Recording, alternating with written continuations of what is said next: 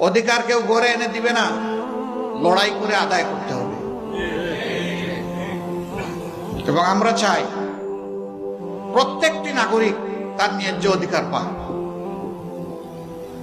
এখানে কোনো রাজনৈতিক জমিদারি আমরা বরদাস্ত করব না।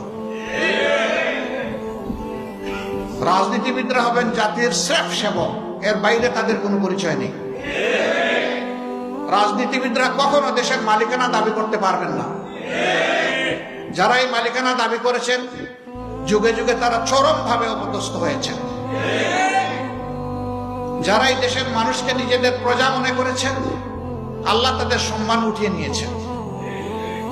আর যারা মানবতাকে সম্মান করেছে, শ্রদ্ধা করেছে, আল্লাহ তাআলা তাদের সম্মান বৃদ্ধি করে দিয়েছেন, তাদের শক্তিকে সংহত করেছেন।